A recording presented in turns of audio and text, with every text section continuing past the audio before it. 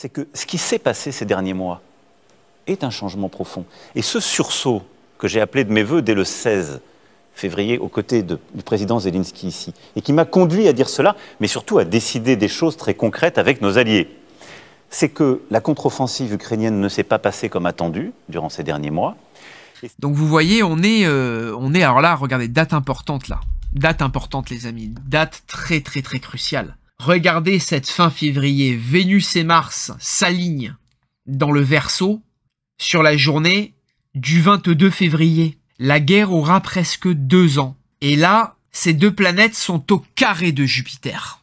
Et cette conjonction Vénus-Mars au carré de Jupiter, elle peut être un danger pour la paix et elle peut être aussi une période de mobilisation générale dans beaucoup de sens comme dans d'autres. Donc vraiment danger.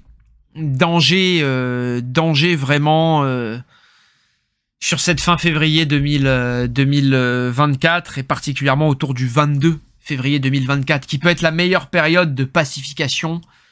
Mais comme en ce moment on voit avec les malades qu'il y a...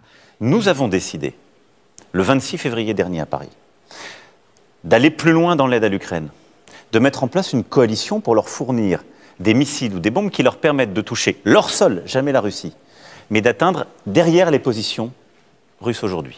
Nous avons décidé aussi d'accélérer pour aller chercher des munitions partout où elles sont disponibles. C'est ce qu'ensuite je suis allé faire à Prague quelques jours plus tard. Et là, tout le monde est en train de s'agiter avec le nœud nord en bélier qui, depuis juillet, a augmenté l'intensification de la guerre. On sait que, j'en ai beaucoup parlé, le nœud nord en bélier avait amené la plus grosse présence militaire au Vietnam.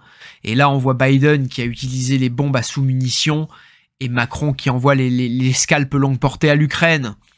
Donc on voit comme tout est en train de s'envenimer. C'est pour ça, les amis, prenez vos dispositions. Alors, il y a une loi, hein. Il y a une loi de programmation militaire qui a été votée. Et il y a Macron, enfin alors, encore une fois, hein, peut-être c'est du complot. Ce que je vous dis, mais apparemment c'est très sérieux cette loi de la programmation militaire. Et Macron, il se paraîtrait, hein, à vérifier, je suis pas journaliste, mais que un grand hôpital militaire est en train de se construire à Marseille. Quand même, bordel, qu'est-ce qui est en train de se passer, putain? Nous abordons à coup sûr un moment de notre Europe où il conviendra de ne pas être lâche.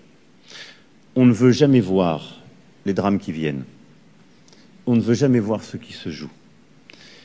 Et je crois que nos deux pays ont conscience de ce qui est à l'œuvre en Europe. Du fait que la guerre est revenue sur notre sol, que des puissances devenues inarrêtables sont en train d'étendre la menace, chaque jour de nous attaquer nous-mêmes davantage. Et il nous faudra être à la hauteur de l'histoire et du courage qu'elle implique. Ce sera aussi notre responsabilité aux uns et aux autres. Je pense donc qu'il faille maintenant